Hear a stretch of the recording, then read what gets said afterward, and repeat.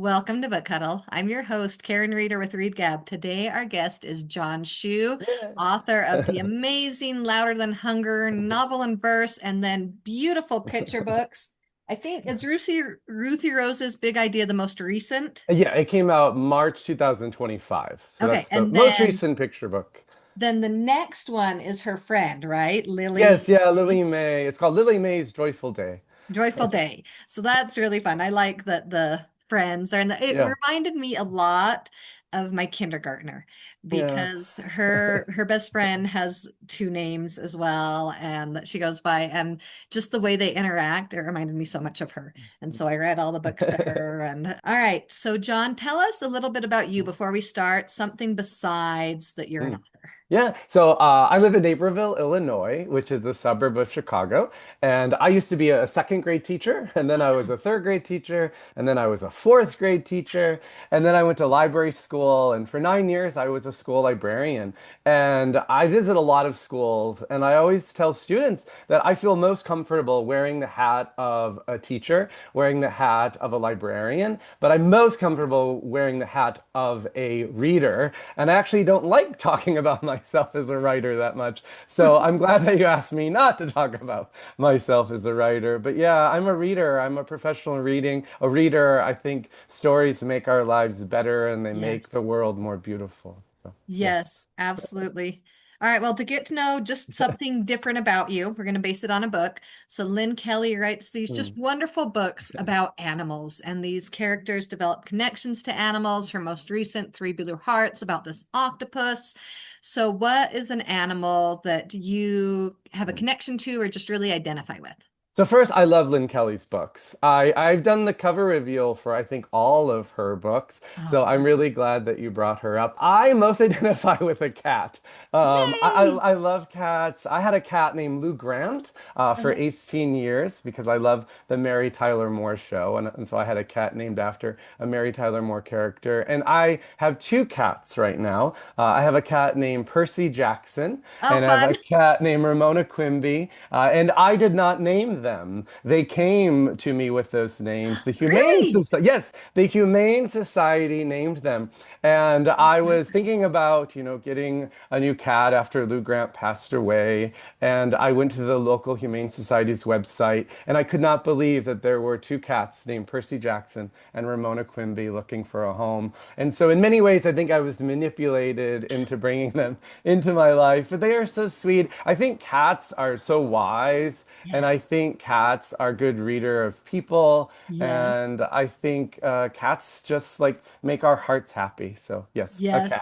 I Kind of a love my cats. stereotypical librarian response, but Yes, yes. I love my cats so much. So mine are well, I was similar. I was looking for one cat. And so my husband didn't want a cat. I wanted a cat, so we compromised and got three cats. And then eventually I did rehome one of them because he oh, felt like three cats all over it's the too place was a much. little too Yeah. many. But we compromised and got two cats. So, that worked out. Which one, three, two. So I always did royalty. So my dog was Empress Theodora and we called her Thea. And then I have Queen Boudica, and the kittens. The reason we got three cats was because Boudica had two kittens. Oh. And so they were still little tiny. And the guy was like, I didn't even know this cat was pregnant. I need to get rid of all of them right now. And Oh. so, yeah, we named the kittens Ferdinand and Isabella. Oh, I love. Yeah.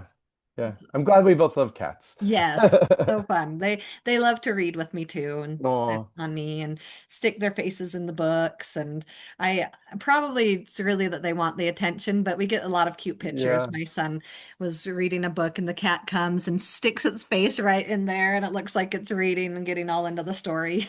Very literary. Yes, yes. We're gonna do a poetry theme Okay. today. And so, because I feel like that's what the picture books are, Yeah, is all my picture books beautiful are poems, poems. Yeah. right? Yeah. And so let's talk poetry and how it can be encouraged for all ages, because Louder Than Hunger is also a novel in verse, right? Yes, correct. So I was pretty sure, but I have been listening to it. So every now and then, Well, and you thank kind you of for forget. listening. Yeah, I want to talk really quickly about the audiobook. Yes. Jeff Ebner reads the audiobook, and I'm on the audiobook too. I read the dedications for Louder Than Hunger, and I read the author's note for Louder Than Hunger. And I didn't think I would be able to listen to Louder Than Hunger. I didn't Right. think I would be able to listen to the audiobook, and I'm so grateful I did. It made me cry. Yes. It made me, I mean, I wrote the story, I lived the story, but it felt so much more real listening to it. And I think that Jeff Ebner reads it as though it's a play. That's exactly what I It was about to is. It say, John. does. Yes. Yeah. Yeah. Jeff Ebner is brilliant. And so I'm so grateful for him and that he read it so beautifully and emotionally and that he made me cry. Yes. Okay, so I picture, which very rarely would I picture my son being like a character in the book, but it's not that I picture him being, okay, give me the name. Jake. His Jake. name is Okay. Jake. Yeah. Jake. It's Yeah. not that I picture that he is Jake. My son is into theater and Mm. he is really into acting and everything. I just went and saw him in A Midsummer Night's Dream Mm. this other day, and I just picture him acting it. You know what I mean? I picture him on stage, and that's where I was like, yes, I picture it as a Yeah. play because I picture him throwing that plate of food, and I Yeah. picture him just acting it all out and putting all the emotion into it. And yeah, and he's really into Yeah. musicals too. And so somehow, even though I'm like, I don't really see him as Jake, Mm. but I picture him acting this But out. yeah, but also like Jake is able to start to heal because of theater, right? The Yes, theater helps us find our place in the world, and theater helps us, experiment with different ideas and different ways of living, and to be able to inhabit somebody else's body. So yeah, yes. yeah, And yeah, that's what a lot of plays are. Like that's, Shakespeare. It's like a lot of poetry, right? yeah, yeah. It's So poetry. yeah, it really lends Theater is well to that poetry. comparison that it is a play. And that's what Ruthie Rose's big idea is all about poetry, right? She has this Yeah, big it's her idea, favorite word. Her favorite word is poetry. It's yes, hanging above her above bed her in her bed, bedroom. Yeah. right when And she yeah. wakes up. Yeah. And there it is. And so, like, at first, when I saw it, I kind of thought of it as like she's thinking poetry. And then I looked at it and I was like, no, like, she's got these book pillows and she's Yeah. got like, this is on her wall. Poetry is her and it's Yeah. all Well, about her. go back to the half title page. Like go back to the front, and I'm going to talk about it. Go back one more page.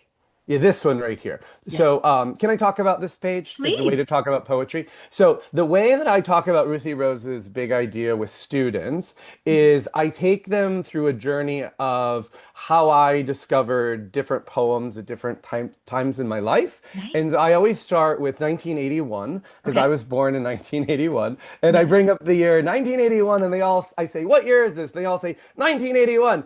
And then I bring up a picture of me the day I was born. And Uh-huh. I say to them that when this picture was taken, you don't have to hold it the whole time. I'll have you bring it Okay. back out. Sorry, I'm feeling bad. I mean, I'm going to put it back here. that was very preschool teacher. That was beautiful.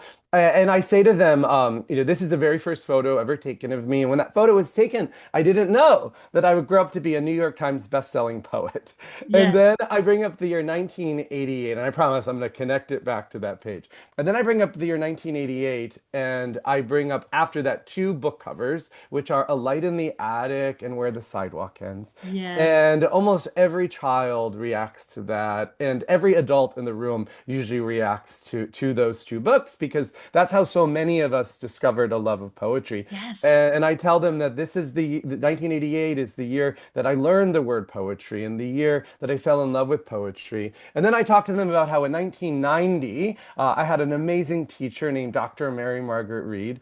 And Nice. every month she would read a poem to us from a collection called Chicken Soup with Rice. And Oh, I love talking about Chicken Soup with Rice because I share with them that when I was in the fifth grade, I was starting to really struggle with anxiety. yeah. And I tell them a few years later, I was diagnosed with an anxiety disorder, and those poems really helped me. And when I was feeling anxious, I would repeat the poetry of Maurice Sendak in Chicken Soup with Rice as a way to calm myself. And then I talked to them about the year 1995, which is the year that I discovered Emily Dickinson. And I thought Emily Dickinson was my best friend. But she didn't know that, and she had already died by then. But again, I talked to them about how that poetry really helped me. And then I bring up the year 1998, and I talk to them about how that's the year that I took AP English. And it's the year that I fell out of love with poetry for a long time. Oh, Because, and I think that's important to talk about, especially with teachers, that poetry became hard and right. poetry felt like a chore and poetry felt like something that didn't belong to me. And I didn't feel smart enough for poetry.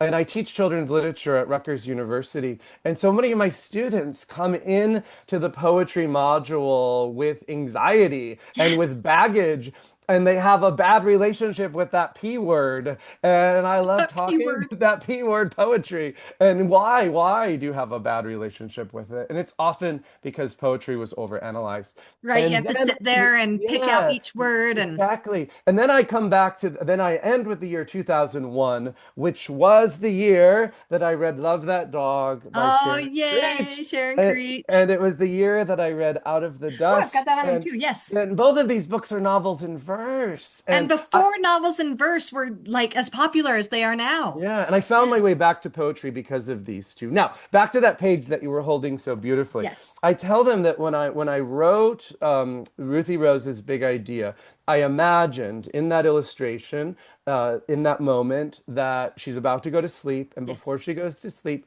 she reads aloud a poem called "Sarah Cynthia Sylvia Stout Would Not Take the Garbage Out," and she reads a poem called "The Fly Is In," and those two poems like I don't know like seep into her soul when she's sleeping, and when she Yes. wakes up in the morning, like those two poems have inspired her to go out into the world and share this big, bright, beautiful idea. So, and really, like I focus when I talk about Ruthie Rose's Big Idea, I focus more on those two poems Yes. than like on my own story as a way of saying poetry can seep into us and poetry can inspire us and poetry connects us and poetry can like help us share our ideas with other people. So sorry, that was a very long I loved it response though. to your question. But Well, and so my daughter, when she would see, it's coming out of her head, out of Ruthie Rose's yeah, head. the So again, my color, daughter's Holly 5. Adams. Yeah.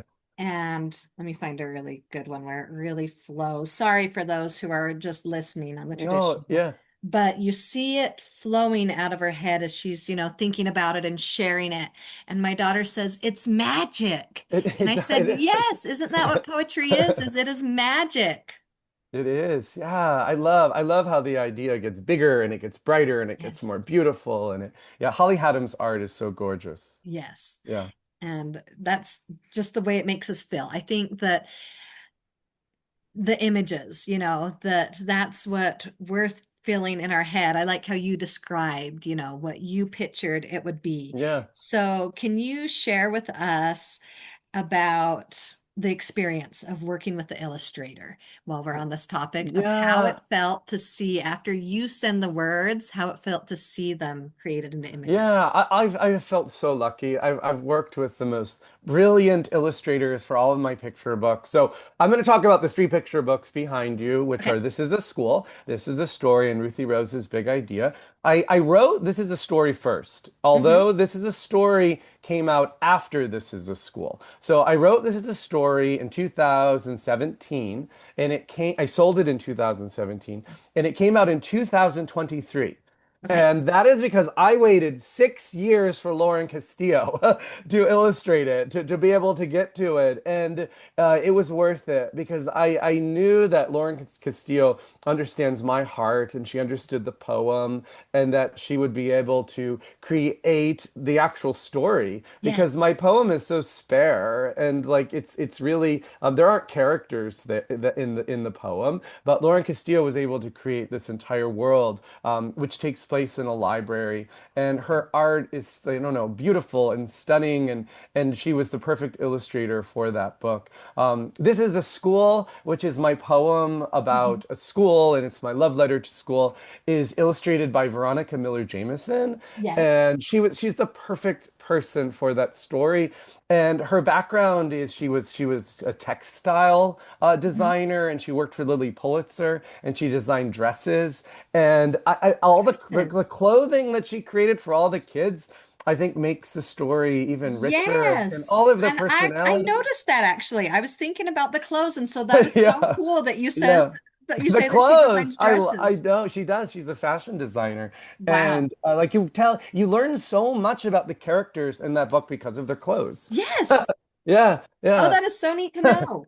Yeah, and then Ridley Rose's big idea, Holly Hunnam, her style Hmm. is perfect for the story of mixed media, and is like there's like real there's stock photos in there, and there's a Right. real typewriter in there, and the way that she layers things.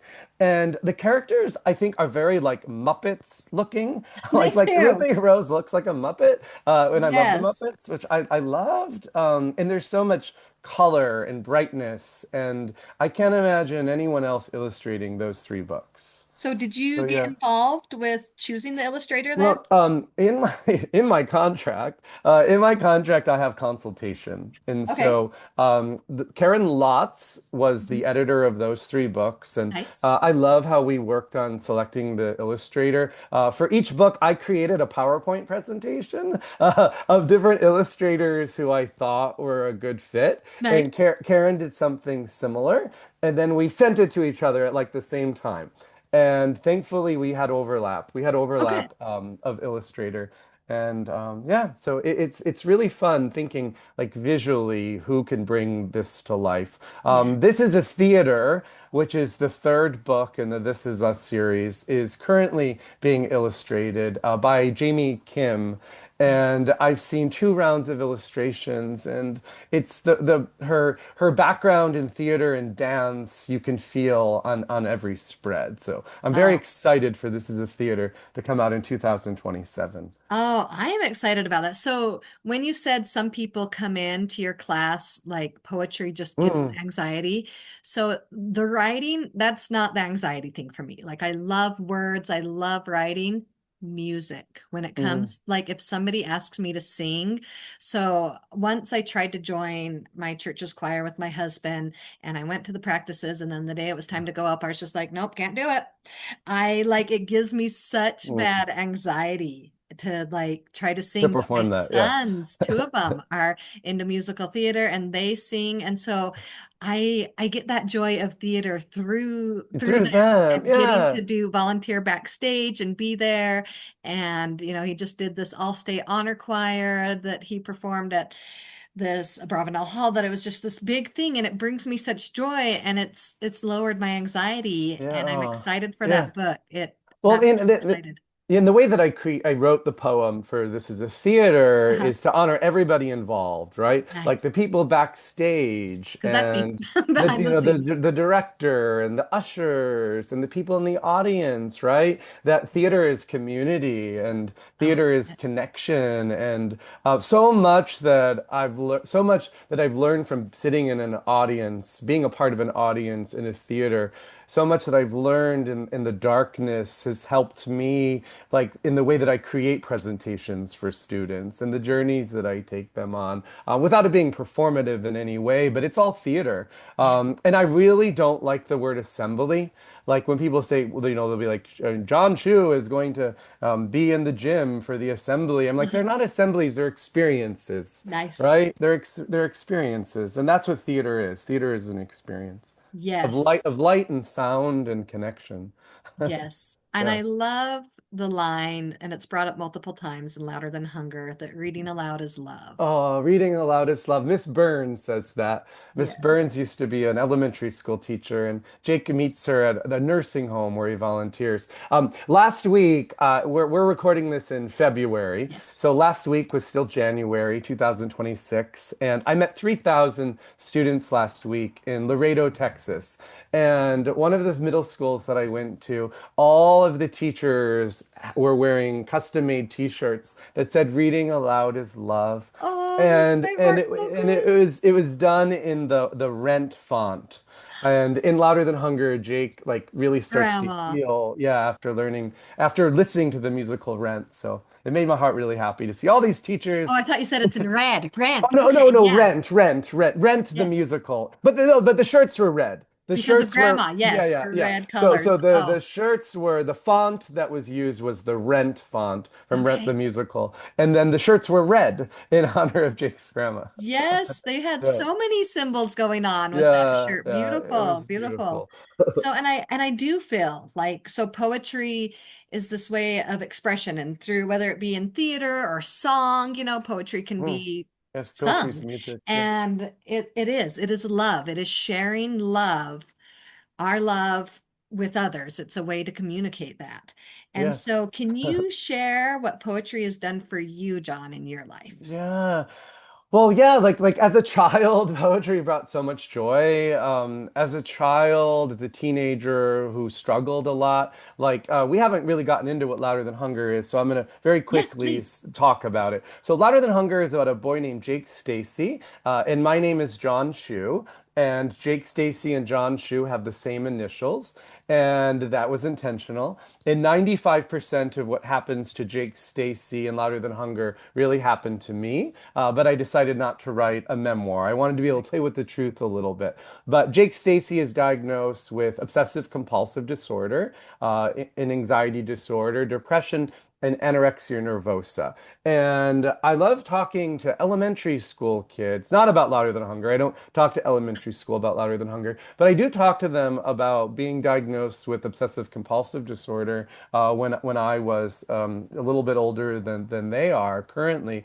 And that poetry, I realized, really helped my obsessive compulsive disorder. And it helped my anxiety that it would calm me and it would center me and it would bring me back into my own body. And I was very, very close to my grandma. And my grandma read to me all the time. And my grandma introduced me to such great stories like Goofy's Big Race, which was part of a Disney collection.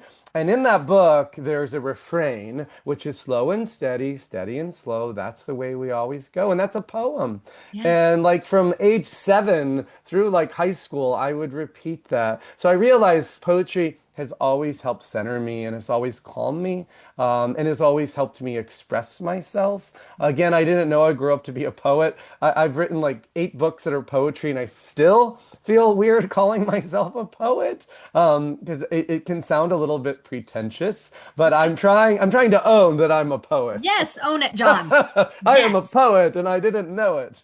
But Yes. yeah, yeah. So hopefully I answered your question. Yes, absolutely. I think it does. It touches us. I think of that with so the music thing, I love music. I just don't want to sing in front of people. Yeah, So me I've thought too. about this a lot the last year because of Dusty Bowling's books where the They're so music great. helps Yeah, heal the brain, yeah. right? And so I've been doing some research about that, about how it really does help heal the brain. And I think about that like with poetry too, the healing power of poetry and the It strength that we get does. from it.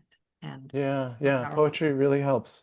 Yeah, because you have to use so few words to express such big Yes. ideas often, right? And what I love about novels and verse is the white space. Like I Yes. can't imagine, like I knew immediately that Louder Than Hunger needed to be a novel in verse. Yes. Like, the opening of the book just came out of me through poetry. I knew I needed the white space to show Jake's anxiety. Sadly, so many middle schoolers and high schoolers say to me, Louder Than Hunger is the first book they've read independently in a really, really long time. Yeah. And so many of them say a variation of Louder Than Hunger was written for brains like theirs, that Yes. they could process Louder Than Hunger. They could process Jake's emotions because of it being written in poetry. Right. Just Yeah. being able to open that up and it just doesn't feel as overwhelming because of the white space, Yeah. which is good because this is a deep, powerful, Yeah. strong subject that you're But like experiencing. when you look at the book, for those that are watching the video, I mean, it is a bit really thick It's book. thick. It's like a Yes. Brian Selznick book, though. Right. Like, like Adventures of Hugo Cabret, which Yes. helped so many kids feel more successful as readers. Because it's Yeah. like, oh my goodness, I read this 500-page book. Yes. And so many people originally in the moment have fear when they see Yes, louder because you than pick it hunger. up and you're like, oh, Yes, maybe not. and then Open they it, at open least it open it. up. Yeah, they open it up and they're like, "Oh, wow, I can breathe. I can read this." Yes. Right? Yeah. Yes, Yeah. So, absolutely.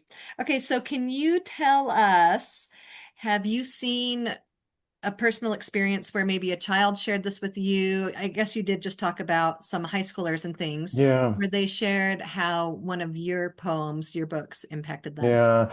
Yeah, louder than hunger the most. Okay. Louder than hunger has led to so many teenagers going to their counselor, school counselor, and saying, I need help. I know of dozens of people who are currently hospitalized or recently hospitalized because of louder than hunger.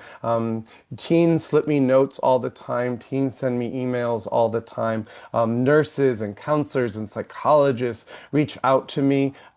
This past week in Laredo, I want to say at least 20 to 25 kids sobbed in front of me during the book signing. I always make sure that the line for the book signing is arranged, that there's a lot of distance Uh-huh. between the person who is in front of me and the person who's going to come up next. So they can share. Yeah, and sometimes hosts don't realize right away why I need that distance, and I'll Yes, say people aren't going to feel safe if they know. A lot of people won't feel safe opening up if they know the person behind them can can hear. hear. Yeah, where they feel really safe because they've spent, time with me on the page and they've Yes, heard me, in front of 400 people for 45 minutes talk about my journey to getting to the other side of all of yes. those challenges. Yeah. Well, And that and I can articulate it as an adult from yes. the other side.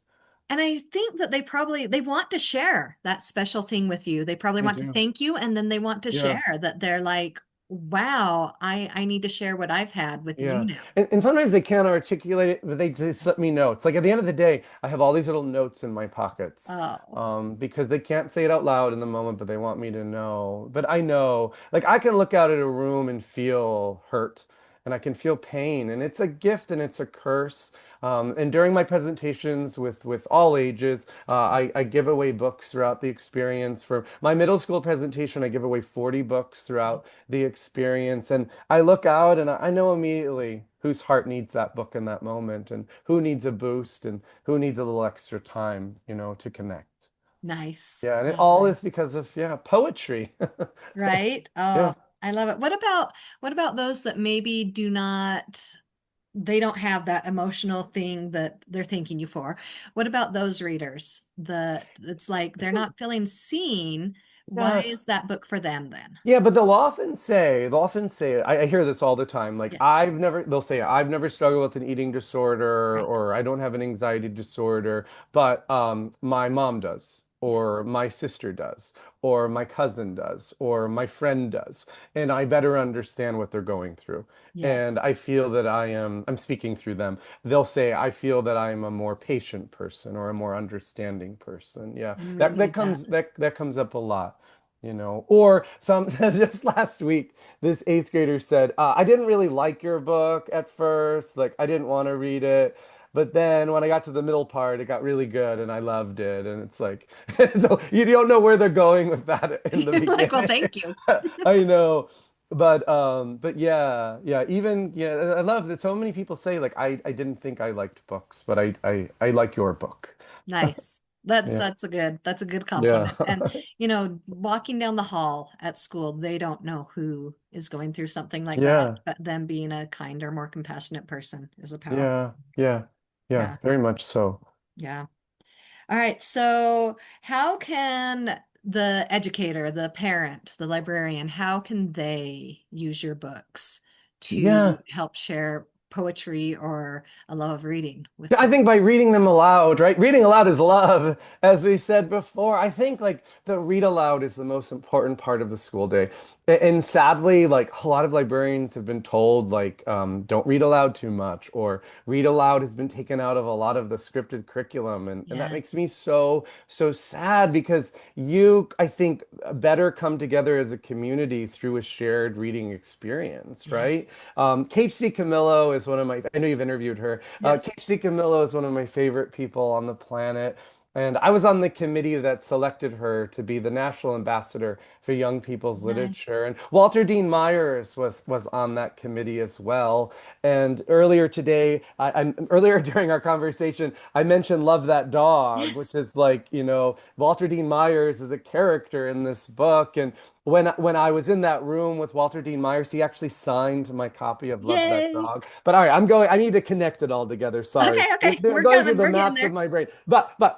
We selected Katie Camillo to be national ambassador, and I love her platform. Her platform was Stories Connect Us, Yes. right? That when a grandfather reads to a granddaughter, when a teacher reads to a classroom, I'm quoting Kate kind of, when everyone in a community reads the same book together, we're taken out of our aloneness, is what Kate Camillo said.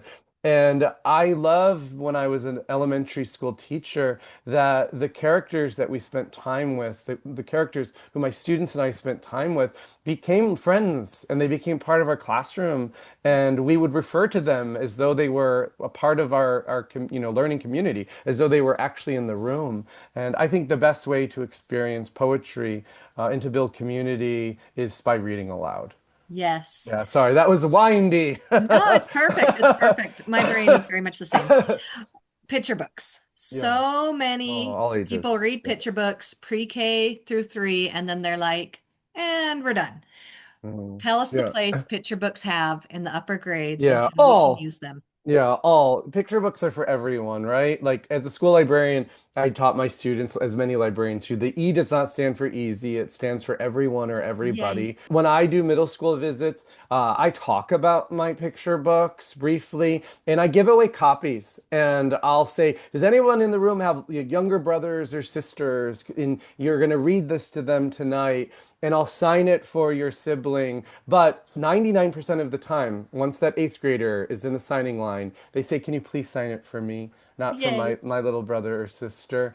And we can have the conversation of picture books are for all. I think Yeah. especially like in middle school, high school, reading a lot of picture book like is the perfect way to take maybe a really big concept and distill it down to something that's easier to, articulate and to absorb. So yeah, Yes. picture books all ages. I love going to middle schools that have a healthy picture book collection. Right. I taught 6th grade, and that was actually my favorite to teach. And I loved reading picture books to them. And do you know what? They loved it too, Yeah. especially if we went and sat on the floor. Yes. And there's Yeah. just Oh. something, that community that grows, right?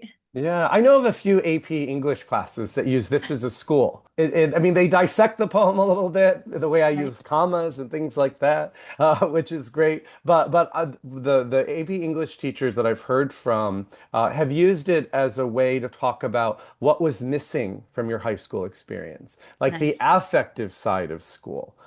Which I love that they said that poem allowed them to have that conversation, with 15-year-olds. Nice. Yeah. I think it would be neat too to just type it up and put it up on the board or Mm. whatever on a paper and be like, look at this poem and look over it, and then not even tell them that it's a picture book, Yeah. and then pull it out and how the experience of the Yeah. poem changes once Yeah, it becomes. Jennifer Lagarde is an amazing school librarian, and we share Yes. a lot of students at Rutgers. And when This Is a School came out, she put the poem back together. Nice. And Yeah, she like that. Yeah. got like, yeah, This Is a School is actually a six stanza poem. Nice. And she put it back together and she got it right. I was Yay! like, that's exactly how I originally wrote it. That's cool. That's Yeah, cool. because a lot of times when I say kids like this is a poem, they're like, no, it's not. I'm like, well, let's look, let's put it back together. The way that it's, broken up in the picture book, they don't often think right away that it's actually a poem. Well, John, are you going to write Yeah. that? This is a poem because I'd This like is that a book. yeah. Oh, I could. Well, yeah. So this is a theater, as I said, will come out next year, and I've already written the what I think is going to be the final. And it's not called This Is a Poem, but Oh, maybe I can do this as a poem. That is yes. actually a Don't really really good be done. idea. Don't say you're done. That's That not the is a good final. This is a poem idea. is Well, next. I have lots of other books though. So let it be written. Oh, this is a poem. Yeah. Kwame Alexander has a book like that with Melissa Sweet. Oh, okay. I'm not thinking it's not called This Is a Poem, but it's similar to Something like that. that. Yeah, yeah. Picture book. All Yeah. right. All right. So, can you tell us a time where, because reading aloud is love, can you tell us a time where you remember somebody reading aloud to you and you felt love? Yeah, I'm gonna go back to Goofy's Big Race because Yay. it's really like it's my earliest reading memory of my grandma reading it to me. And my grandma was my best friend. My grandma was my everything, and that's the book. I tell kids that the two books that I think really turned me into a reader were Goofy's Big Race and the novelization of Oliver and Company. Oh, I was a child who loved reading books that were also movies. yes. There was the characters were familiar already. Right? And so yeah, so I'm a reader because of two Disney books. That's cool. I Yeah. like it. And there are so many Disney books now and that are either based on them, but longer novelizations of Yeah. them. And Yeah, I've yeah, it's always loved beautiful. novelizations. I think mostly because, like, especially in the 80s and 90s, the novelizations always in the middle of the book had Yes. like full color stills. Yes. And it was From really movie. motivating to keep reading because you're like, oh, you're like, I'm not going to look ahead. I'm not going to look at those stills, but I know that They're if I read coming. 50 pages, it's going to be there. Nice. And then I would cut them out of the book if it was my own book. Yeah, Like I yeah. would buy them from the Scholastic Book And Fair. I Um, ripped it out of yeah, the I ripped them library. out. But yeah, I don't know. I don't look at novelizations that much anymore, so I don't know Yeah. if they have the full color in there, the color Sometimes stills. I know on my shelf I've got Detective Pikachu for my kids, the Yeah. novelization of Detective Pikachu. I'm trying to think which ones we have because I buy books specifically for that I loved and I hope my kids will read, but also because my kids I know will love it. This Yeah. right to the right of me is a few novelizations, but mostly graphic novels. I Those love that's that. my Yeah. I only bought it because of my children. Yeah. But all right, so John, reading aloud is love. Is writing love too? Yes, yes, yeah. Writing is love too. Yeah, Jake realizes that in Louder Than Hunger too. Yeah, and theater is love. Yes. Yeah, yeah. Writing is Yes. love. Yeah, Isn't it? yeah. I love it. So how how can the adults help kids use poetry as maybe a form of love or a form of writing? How can we get them writing poetry? Yeah, I think by not doing what my AP English teacher did, Okay. I mean, Don't. by not making poetry so hard and Right. overanalyzing it, right? Like in saying, no, this is what the yellow bus represents, and these are what the chickens represent. Like, keep poetry fun. Like, keep poetry how I felt in 1988 when I discovered A Light in the Attic and Yes. Where the Sidewalk Ends, right? And experiment with the way that we work the page and font choices and yeah, that poetry also doesn't have to rhyme. Like I Right. honestly I struggle with rhyme. My comprehension, I've always had a hard time comprehending rhyme. Okay. And so I think like novels in verse, I think work so well for instilling, developing a love of poetry because they're rarely, Right. they're it's not rhyming poetry. Yeah. Right. So different, introducing a variety, a variety of poetry as well. Yes. And Yeah. some of the novels in verse will have, like you were saying, different fonts and different placement, like Mm. that within a novel in verse, it'll have like lots of different types of Yeah. verses. Yeah. There's lots That's of different beautiful. type of poetry within it. Yes. Yeah. So you've talked about this is a theater Yep. and that you have one more, this is a, and Yeah, which I'm I not just allowed to for talk about yet. Hopefully it will yes. be in Publishers Weekly like very, very, very soon. Okay. Are you going to do any more novels in verse though? Do you have any Yeah. more middle grade Yes. thought processes They're all in that that you can't talk pace right about now. it? Yeah. Yeah. So I'll Okay. say this though, like I will have next year, 2027, I'll Okay. have a picture book Nice. and another middle grade. Okay. And I'm really hoping that's public soon. And Good, good. then I have three more projects after 2000. Oh, Cool. four more projects. Yeah. So there's like seven forthcoming books. Can you tell us if it's prose or novel in verse? Yeah, two more novels in verse, or novel of like close to novel in Okay. verse. Like Good. maybe it's poetry and prose. Okay. Cool. Cool. I like it. I like it. And I like how you're so careful how you say Oh, it. publishing has so many secrets. Right. There's so many projects forthcoming that I'm so excited about. Neat. Yeah. Right. Well, Poet John, we are excited for them all. Oh, thank you. Thank you. I'm so happy we got to talk about poetry today. Yes. And it's a wonderful thing for kids and a wonderful way of expression and healing. Can you share with us, we've just talked so many books and you've shared with us, but can you share another one that Yeah. you'd like to recommend? Yeah, so the book of my heart, my heart print book, my touchstone book, my forever book. If I hadn't read, I'm going to say what the book is in a moment. If I Yeah. hadn't read this book, I don't think I would have written Louder Than Hunger. Oh, okay. This book changed me when I was 31 years old, and the book is called The One and Only Ivan. And Yes. yeah, The One and Only Ivan is just such a perfect book.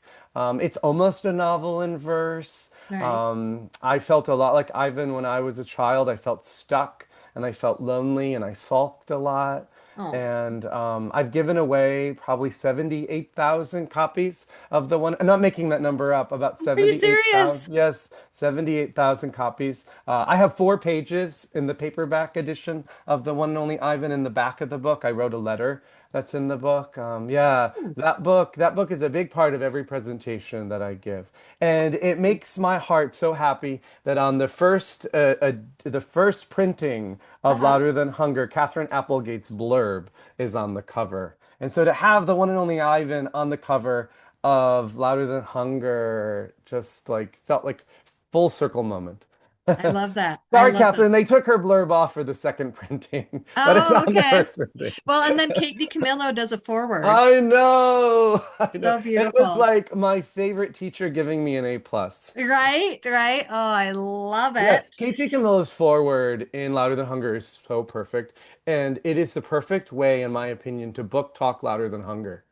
Like Nice. just I used to in presentations just read aloud the forward as Yeah. my way of talking about the book. You're like, Yeah. there you go.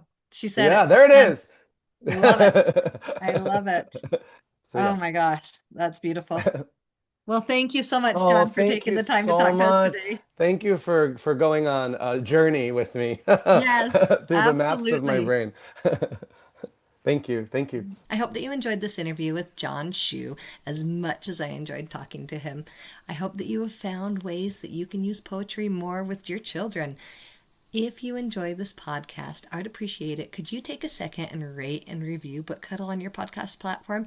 This really helps more people to be able to find BookHuddle. I hope you have a fantastic week reading some amazing books.